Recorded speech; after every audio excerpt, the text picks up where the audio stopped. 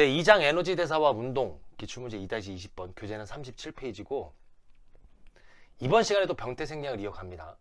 인슐린 저항성 조금 더 얘기를 하려고 해요. 비만과 관련해서 얘기하려고 합니다. 그쵸?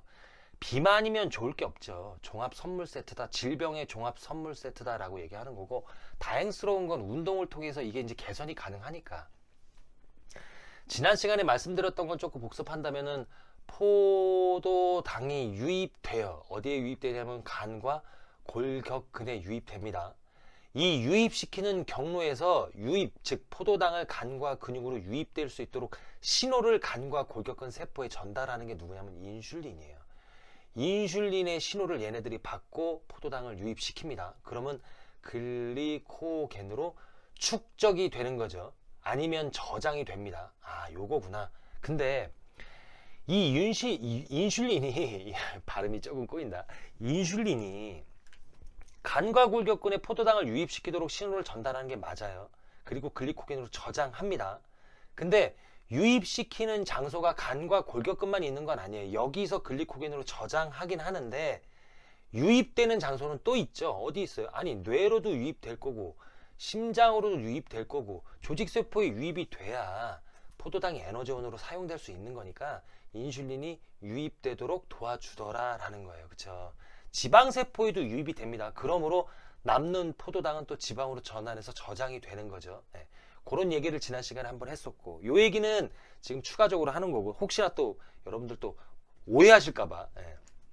두 번째는 제가 제2형 당뇨라는 말씀을 드렸었어요. 제2형 당뇨는 인슐린은 분비가 돼요. 근데 인슐린 저항성이 높아진 거죠. 그러므로 포도당이 유입이 잘 안 된 거죠. 그러면 인슐린은 인슐린대로 계속 부족하다고 생각하고 제가 분비를 한다고 했습니다. 췌장의 베타세포에서. 그러므로 췌장의 베타세포도 손상이 와요. 그러므로 결국엔 인슐린 생산도 감소합니다.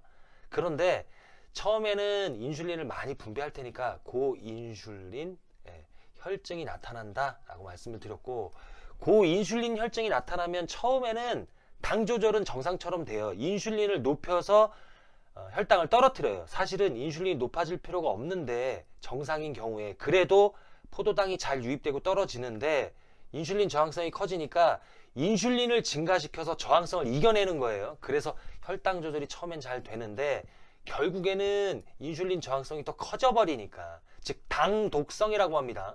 당의 독성에 의해서 수용체의 민감성이 떨어지다 보니까 인슐린은 인슐린대로 높아지고 혈당은 혈당대로 떨어지지 않기 때문에 고혈당, 즉 제2당뇨에는 고인슐린 혈증과 고혈당이 특징이다. 제가 이 말씀을 드리는 이유가 오해의 소지가 없었으면 하는 게, 제1형 당뇨 있잖아요. 1형 당뇨. 1형 당뇨는 고인슐린 혈증이 있을 수가 없죠. 인슐린 분비가 안 되는 게 1형 당뇨인데, 그러므로 저인슐린 혈증, 그 다음에 고혈당. 요거는 제1 고혈당이죠.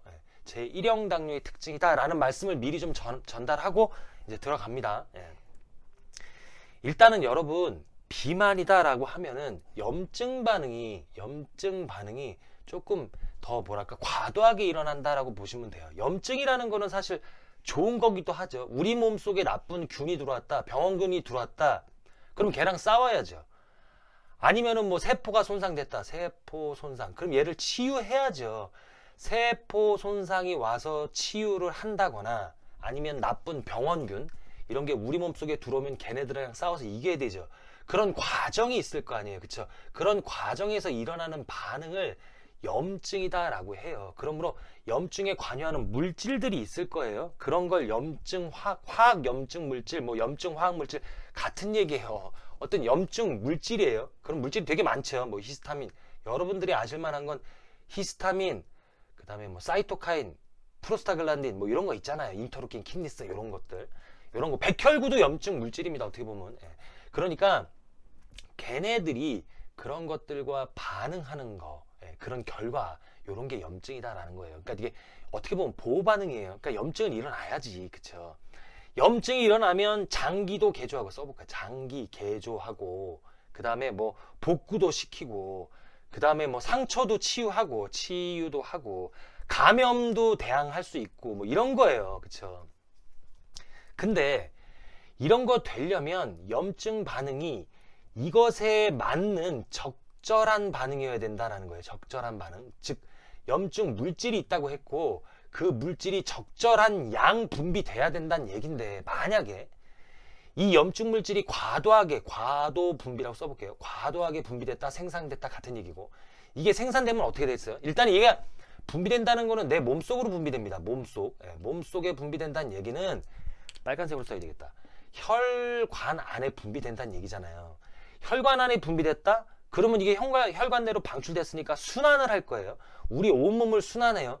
그러면 전신 염증이 유발될 수 있다는 얘기인데, 전신 염증 유발되더라도 적절하게 일어나면 상관이 없지. 보호 반응일 수 있으니까.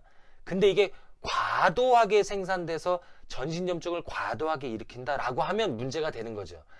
장기를 개조하고 복구하고 치유해야 되는데 오히려 얘네들을 파괴할 수 있다는 뜻이고, 이 장기 중에 하나가 뭐예요? 췌장이다라는 얘기고, 전신을 돌아다니면서 전신에 있는 인슐린 수용체가 있을 거 아니냐고요. 수용체가. 무슨 얘기냐면, 포도당이 유입돼서 간과 골격근, 글리코겐 저장되는 장소는 간과 골격근인데, 인슐린이 포도당 유입되는 장소가 간과 골격근만 있다고 하지 않았잖아요. 인슐린에 의해서 포도당이 유입되는 장소는 뇌, 심장, 뭐 어떻게 보면 전신인데, 전신에 인슐린 수용체가 있다는 얘기인데, 어떻게 보면 그 조직에, 그죠?